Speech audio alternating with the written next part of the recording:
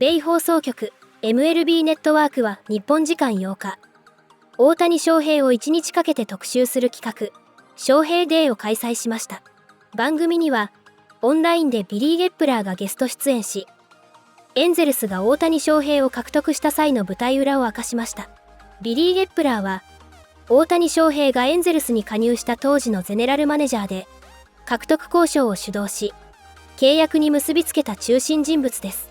番組では、長年にわたって大谷をスカウティングしてきた経緯や、プレゼンテーションで重視したポイントなど、当時の判断について詳しく語りました。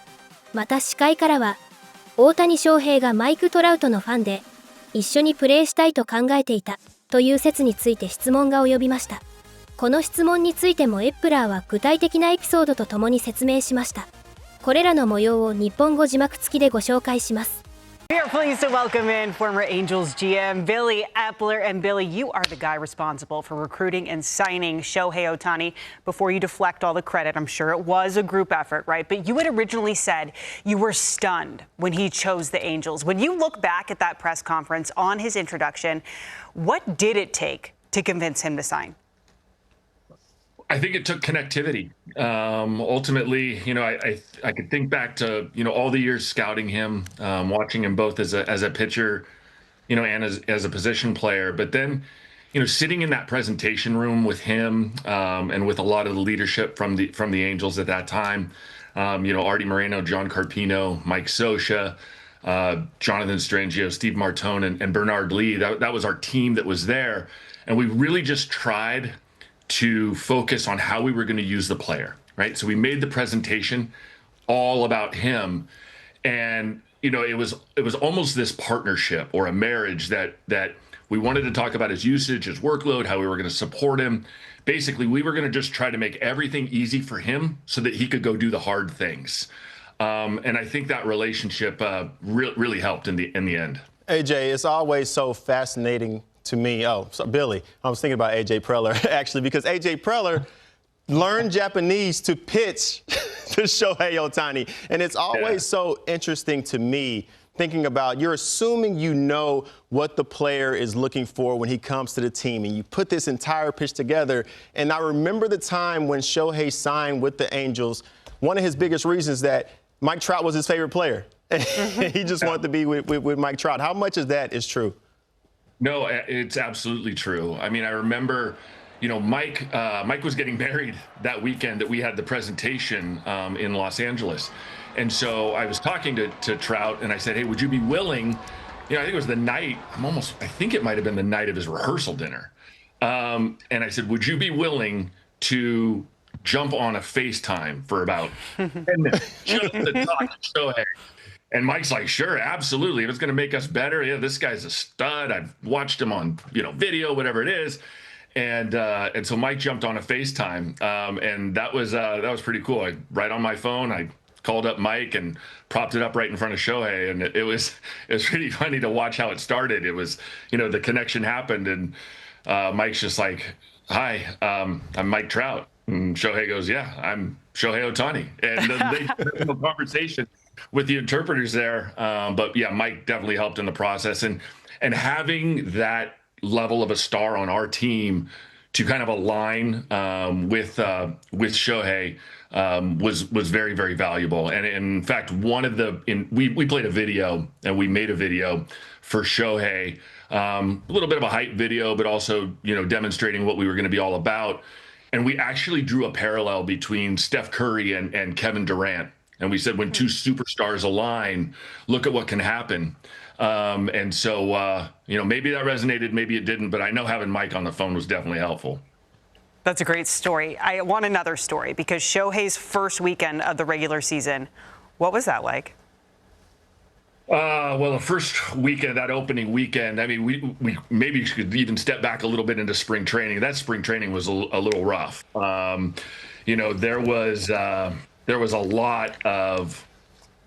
was just a lot of questions on, is this guy even ready to start in the major leagues? Because before we even got there, and I'll step back a little bit here, and I might get a little long-winded, but it's a pretty cool story. Early, right when spring training starts, we needed to address all the personnel in spring training at the start. What this kid is attempting to do, none of us in this room have seen or experienced. And he's entrusted this organization to help him and to help his career. And this kid's bypassed a lot, more than any of us will ever bypass, right? He could have waited 2 more years, cashed in. He could have chosen another organization, but he chose us. So we needed this united front of let's not even entertain questions or doubts from media or from our players on it. I think some of our personnel maybe in the room felt that there was a little bit of daddy ball going on. But I just wanted to protect him as much as possible. And so, early in March, we started scheduling some B games. We scheduled a game against the Tijuana Rojos, thinking, okay, this should help. Let's help him get acclimated to the ball, the mound, the strike zone. And they whacked him, for 6 runs and a homer, and, good for them. And then, we play another major league game and he gets hit again hard. And I think it was against the Rockies. And I go down and meet with him in the locker room and I just say, we believe in you. Your tools are out of this world. You're going to be the man. Don't worry about the smoke. Don't worry about the noise. We're going to protect you. You're going to be just fine.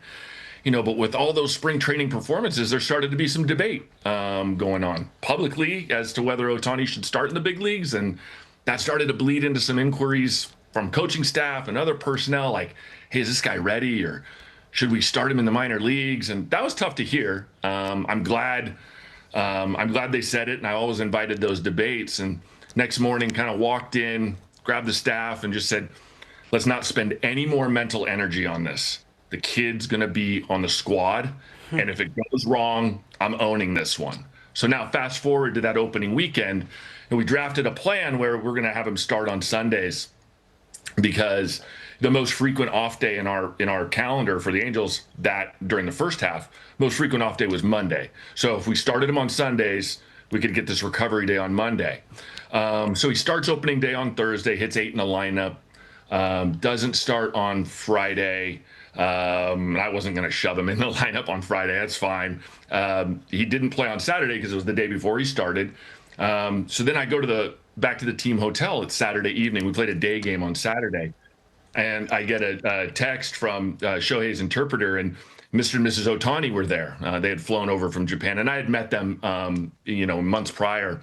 And so I go to the hotel room, and I'm going to pay my respects, say hello to Mr. and Mrs. Ohtani. I walk in the room, and Mrs. Ohtani, she looks a little nervous, right? And so I said, "Are you excited for tomorrow?" And Shohei's not there. He's up in his own room. He's studying. He's watching film. She goes, I'm worried. I'm worried about, ball 1 and ball 2. And maybe she had seen what was going on in spring training. I mean, he was having some control issues. She's like, I'm worried if he walks that first hitter, what could go on from there? And I said, don't worry about it. We've got Martin Maldonado behind the plate. Martin steals strikes. We're going to throw a fastball first pitch. If that's a ball, come back with a slider. We'll be even in the count. No worries. It's going to be fine, okay? He'll be off and running. And I walk out of the hotel room, the door closes. My heart's beating. I'm like, Mom's nervous. Now I'm nervous.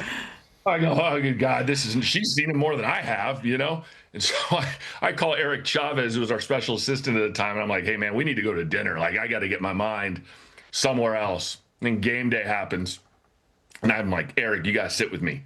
And so we're sitting in the Oakland visiting locker room. We're in the coaches section in the back, and it's just he and I. We're just sitting there watching on video. And Shohei rolls into that first inning, goes 1-2-3 with 2 strikeouts. Okay. Eric pops up between innings. He walks through the training room back over towards the food room. As I just hear at the other, I can't see him anymore. I hear at the other end of the locker room, okay, Billy, you can breathe, and like, needless to say, he goes 6 innings and we're off and running. And, that was something I'll always remember, cute little story there for everybody. No, I love these stories, Billy, from the very beginning. And I know that has to be satisfying for you because well before you were a GM, you started off as a scout. So I'm assuming you still look at the game through the lens of a scout back in 2000, scouting for the Rockies. As you saw Ohtani, is this what you projected for him? Is this the ceiling that you saw for him? Well, I'd say on the mound, it was a little bit more evident at that moment in time, seeing him in Japan, I'm saying, that I was drawing some comparables to Steven Strasburg. And when I had watched him in one particular start, I'd seen him start about 8 times in Japan. And then one of the times, we were talking about this in the presentation, I see him in a game down in Chiba Latte, okay? And he is like, he's facing Luis Cruz. And I remember him throwing this 92-mile-an-hour split finger fastball. And I'm thinking to myself, that thing dropped 20 to 24 inches. And I'm going, okay, best right-handed hitters in the game, Miguel Cabrera, Mike Trout, Albert Pujols. They're fouling that off. They're not hitting it in fair territory. That's a pitch you're just trying to survive. Watching him play as a position player, watching him run, watching him move, he really reminded me of how Larry Walker moved. Long strides, smooth, great base running ability. And so just, thinking about what is this guy going to become? Now, was I sitting there projecting 1,000 OPS out of him? No. Were we thinking this guy could be an above average hitter at the major league level? Would he be a top 30 hitter? Yeah, he'd probably fall there. Was he going to be number 1? I don't know. It was really hard to kind of make that projections, but we knew we wanted him, and we knew we had to do whatever we could do to align with him and make sure we could get his career and get that plane up and running at 30,000 feet. Well, Billy, it certainly has paid off for Shohei's career. We're dedicating an entire day to him. Thanks so much for the time and for sharing the anecdotes. Yeah, absolutely. Be well, guys. Take care. Look, because you have this ancestral bond with Shohei Ohtani, one would assume that you communicate with Shohei on the bus, on the plane, on the field in Japanese. Is that the case? No. So, Matty, last year we had the Dodger Fest before the season kicked off. And so I knew that I was going to be on stage with John Hartung and Nomar and Jay Hare interviewing Shohei, and I was like, I'm going to ask him a couple questions in Japanese. And the first one was, are Decoy, Shohei's dog, and Roki Sasaki's dog, are they friends? So I asked that in Japanese, and then he answered in English just to flip just to turn the tables on me. And I was like, all right, that was well played, Sho, well played. So no, we just keeping it English with him. So he's very conversant then in English. He's completely fluent. I mean, in my experience, yeah, he's fine. I mean, look, I think, whenever there's an athlete, whether they're Japanese or Latin or English is not their first language. Right. Like, I totally understand them wanting somebody next to them because you don't want to say the wrong thing. You don't want to be disrespectful or do that. So Yeah. when you see players try to do it in their second language, you tip your cap, because I tried doing that once for when Shohei won the Commissioner's Achievement Award. The most nervous I've ever been in my career was the prepared Japanese statement that I made, because you just feel so naked. You do, I don't know if did I say the right thing there. So anyway, that's well, where I'm at. we have that actually. Let's let our viewers hear that, and then we can talk about it. 大谷選手に特別な発表がございます。下手な日本語で失礼いたしました。So without further ado, the 10th Commissioner of Baseball, Rob Manfred. Thank you, Stephen. Nice job with the Japanese. You're going to get graded later. Okay. Commissioner, give you a thumbs up for your Japanese chops there, dude. Hey, that was impressive, Stephen. Wow. Thank you. So I did. The last thing I said there was I apologize for my terrible Japanese. And Commissioner Manfred was right. I did get graded later. Shohei, I would love to have had him as a teacher, because he gave me an A when it very clearly was not an A performance. Wow, so, that's pretty cool. Hey, so we had Dave Roberts on earlier. We've been talking about all our Shohei exciting moments. What stands out to you? You've been watching him a long time, since he got over here, actually. But now you broadcast him every day. What stands out? I mean, it's hard to not default to Game 4 of the NLCS. I like that 1-7 is the Ohtani day for MLB Network, but that night, Rick Monday and I, my broadcast partner on the radio, we said maybe 10-17, because it was the 17th of October. It's like maybe 10/17 should be Ohtani Day. But the city of Los Angeles had already declared May 17th, 2024 Ohtani Day.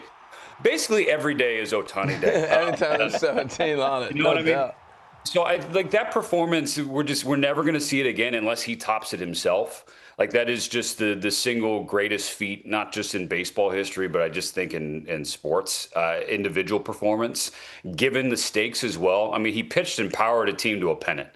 I just think to do it on that stage, but the fact that he has such a knack and a habit of meeting every moment, right? Whether it's something as silly as a bobblehead night or something as significant as a potential pennant clincher, the fact that he rises to the occasion and delivers when everyone expects him to now is pretty remarkable, H. So you'd be hard-pressed to just kind of parcel out one particular night or one particular moment, but I think Game 4 sort of stands alone. So I want to ask you this.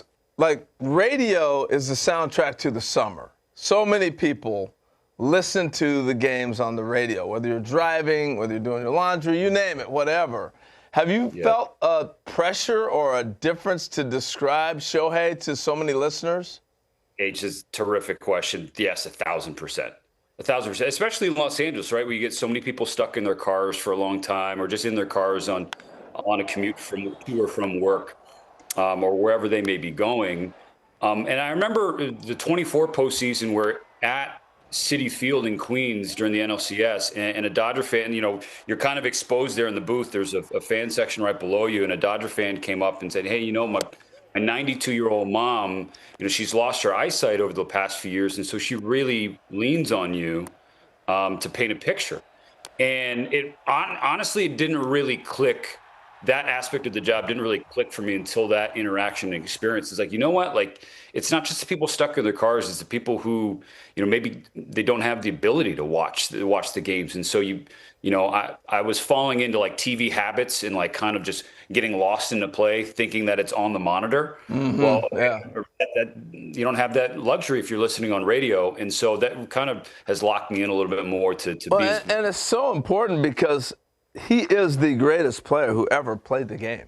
Yes. That's how it's got to be documented. Yeah. 1,000%. And to the point you just talked about, like, you know, what's his greatest moment, you never know which AB or which pitch is going to provide the next moment for him. And so you really do have to up your game every night with the Dodgers, but especially when number 17 climbs in, because you just don't know what you're going to see, and you have to be ready for it. And so there have certainly been some times where I felt like, you know, I kind of caught on my heels or caught with my tongue tied, and like I'm kicking myself in the booth after because, like, gosh, you know, like that was a moment I needed to be better on. But you know, I think we've all had that feeling. Yeah, and I'd imagine you get that opportunity so often.